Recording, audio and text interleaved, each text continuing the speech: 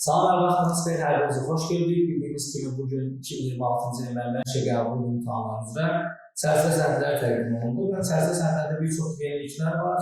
Şəxsinizə çox mesaj yazıldı, mənim hansı yeniliklər var, sizə elə istəyənlərlə bu məsələyə bir aydınlıq gətirək. Sərfə sənəddə böyük bir ciddi bir fərq yoxdur demək istərdim, amma kifayət qədər böyük bir fərq var. Ərəbisdə ədəbiyyat fənni üzrə kifayət qədər əsərlər əlavə olunub. Eyni zamanda Azərbaycan dilində xırda bir-iki dəyişiklik var, istəyir bununla bağlı. Məlumat verib, buyurun mənim, siz də istəyirsiniz. Mən də hər birinizi salamlayıram, xoş gördük hər birinizi. Kamil müəllimin dediyi kimi, bugün videomuzun əsas məğzu ondan ibarət olacaq ki, çərçivə sənədini təhlil eləmiş olacaq. Nələr çıxarılıb, nələr əlavə olunub. Amma məlumunuz olsun ki, belə deyim də, bu gözlənilən bir şeydir. Niyə gözlənilən bir şeydir? Məsələn, növbəti illərdə daha çox dəyişikliklər sizin qabağınıza çıxarılacaq. Çünki artıq Təhsil Nazirliyinin dərslikləri yenilənir. Həmin yenilənən dərsliklər əsasında da proqrama əlavə mövzular salınır. Məsələn, artılan hekayələr ki var, həmin hekayələrin hamısı 6-cı sinif yenə çıxan dərsliyin içərisində olan hekayələrdir.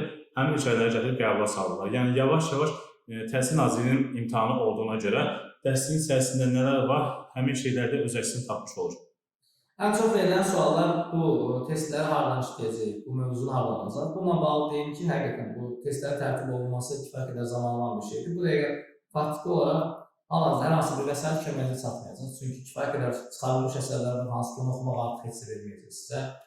Koroğlu əsərdə qollar dəyişir, məsələ üçün. Eyni zamanda kifayət qədər yeni nağıllar, yeni əfsanələr, yeni şeylər əlavə olunur ki, bunlarla bağlı artıq yeni bir vəsait ehtiyac var. Onu da inşallah biz yanvar ayına qədər düşünmüşük ki, tam bir çərçivəsini əhatə edən, bütün əsərləri əhatə edən bir vəsait çıxardıq.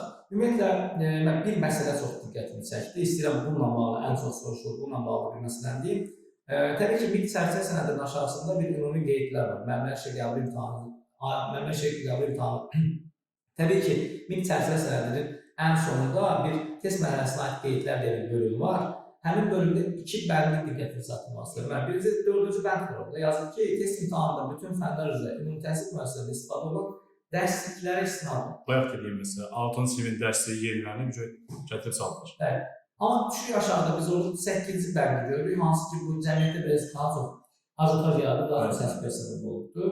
Hansı ki, burada kifayət qədər keçənlik əsərlər yerində istifadə olaraq qalıb, ekstra olaraq keçən İskəndərnamə, Leyli Məcnun və Dəli Kür əsərləri orijinaldan oxunulması tövsiyə olunurdusa, bunu nəzərə çatdıraq ki, yenə də orijinaldan oxunulması tövsiyə olunmur. Yəni, bunu bir çoxları mən sosialda baxıram, yanlış anlayırlar.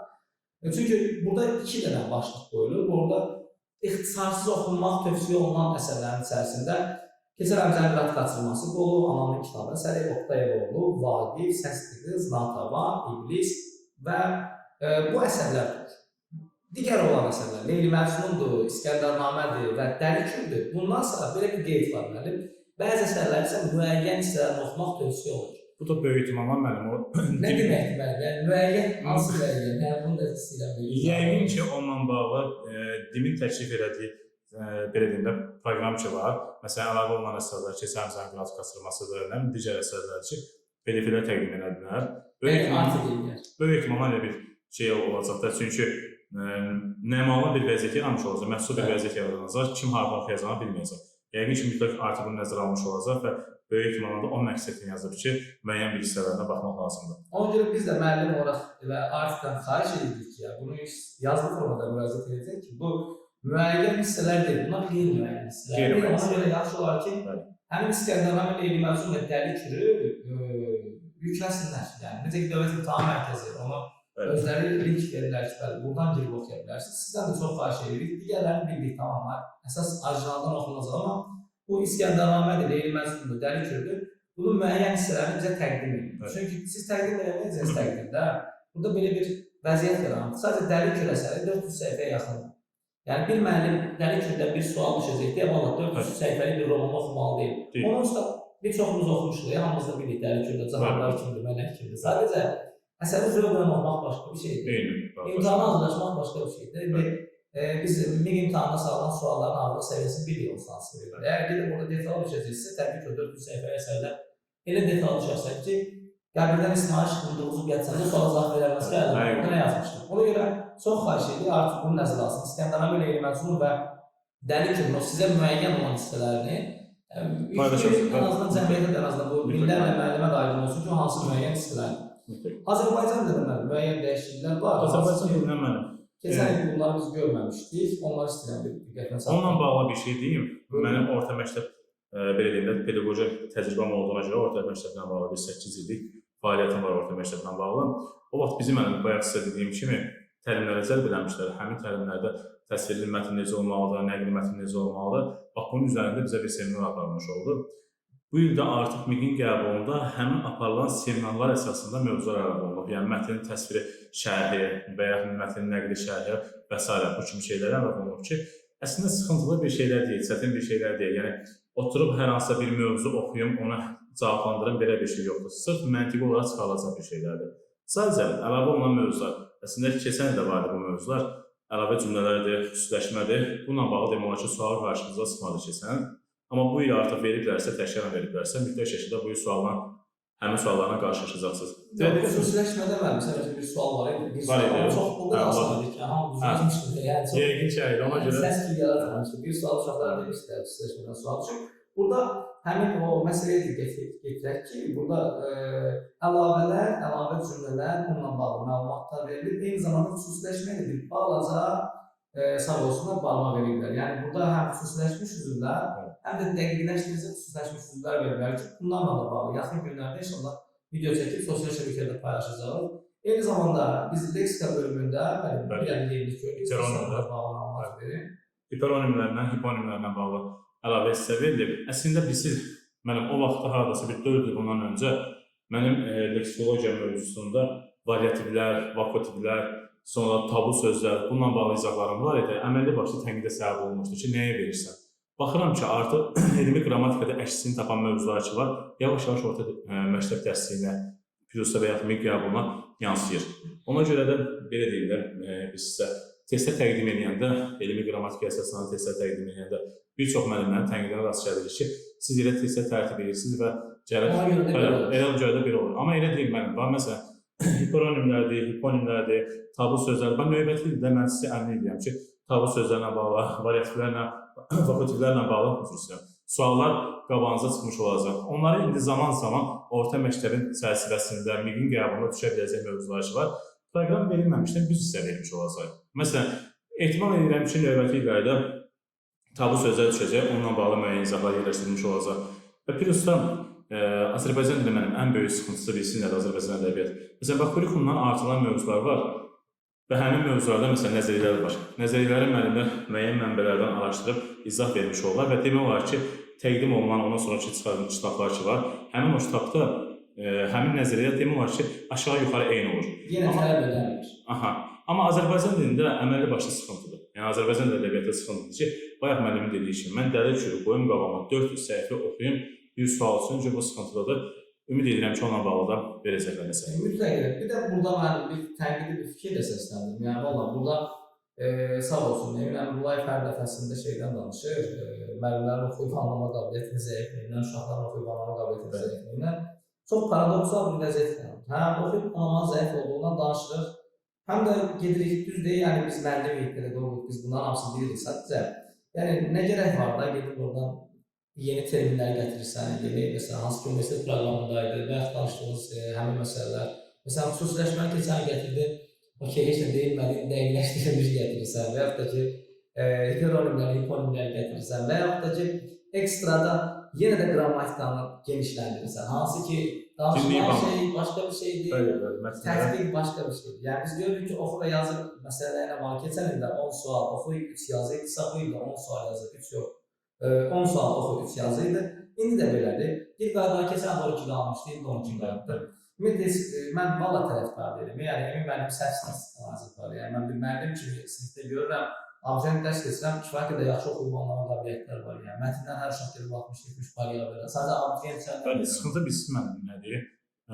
Uşağın qrammatikasında bu uşaq yoxdur da. Məsələn, İnan səmiyyətimi elə uşaq tanıyıram, anlaya sözünü anlaya kimi tərəf olunduğunu bilmir, amma gedib 70 bal tutur. Niyə?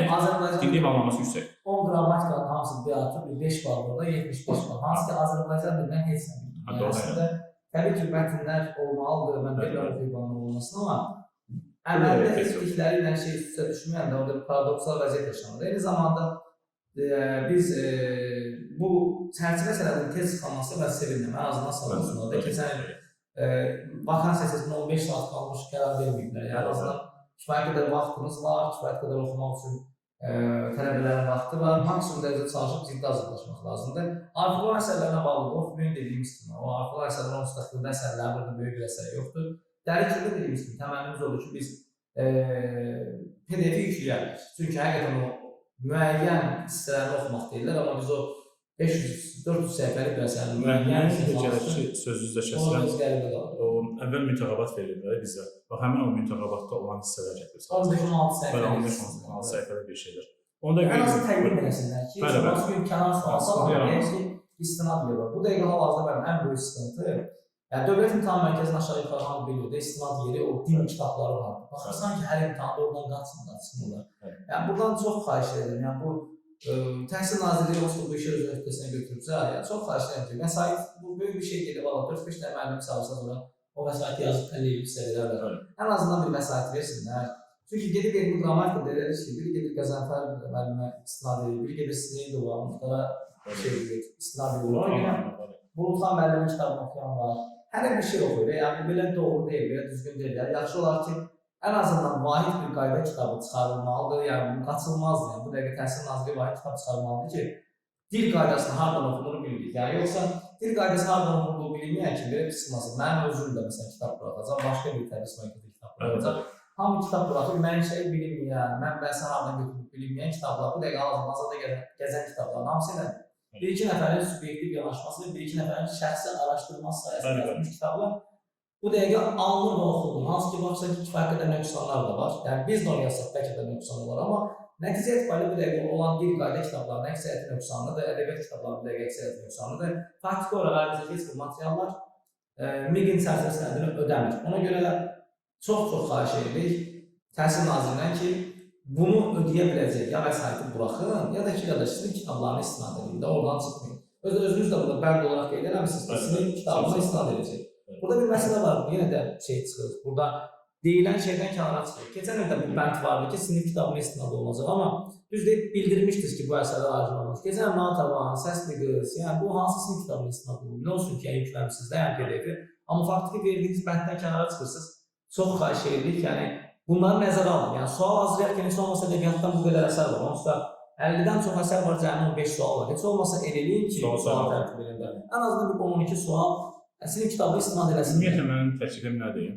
Baxın, istər abituriyent bazası, yəni orta məktəbdə oxuyan uşaqlar, istər belə deyim də, ali təhsil alan insanlarda ən böyük sıxıntılar nədir? Müəllim, adamlar düzgün danışa bilmirlər.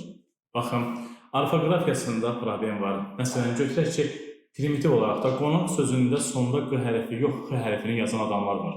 Hansı ki, həmin adamlar müəyyən bir sosial maarifdə ali təhsil tutarıblar, belə deyim də, bunlar əməlli başda sıxıntılı bir şeydir. Nədən irəli gəlir bunların hamısı?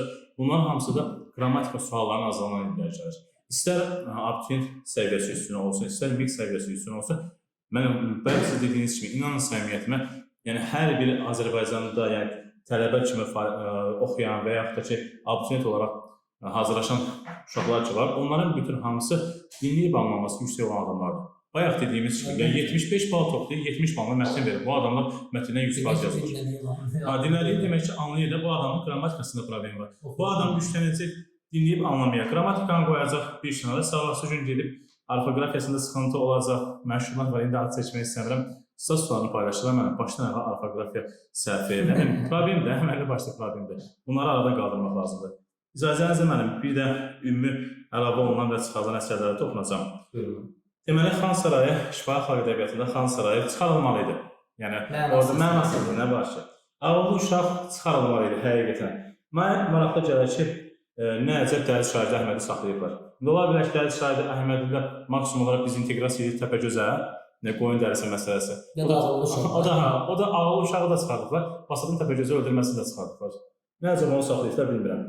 Bir usta Nizami Gəncəlidə Yaralı Uşağın dastanı mənasız mövzularıydı, açıq deyim. MİQ-ə yaraşan mövzular deyildi, yəni çox primitiv bir şeylərdir. Əlavə olmaq, deməli İlyasın nağılı, Su həsrəti əfsanəsi, Qanlı Daş əfsanəsi, sonra Başkonovun Qut və İblis təmsili, Seyid Əzim Şirvaninin Durna və Qaz təmsili, Təmsil çoxaldı. Təmsil çoxaldırsa və oradan da böyük ehtimalla qəşə suallar olacaq. Mən böyük ehtimalla qəşə suallar olacaq.